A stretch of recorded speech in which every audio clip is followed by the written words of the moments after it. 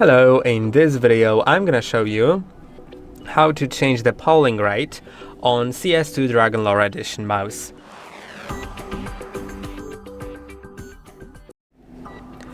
To do it, simply go to the SteelSeries Engine app and then find polling rate.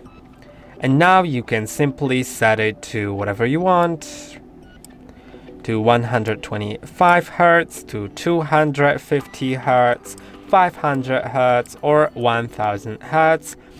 And by the way, this setting is unavailable if you are connected through Bluetooth.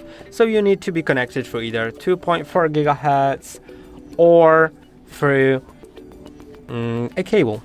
And I hope that this video was helpful. Don't forget to like and subscribe. See you in the next one.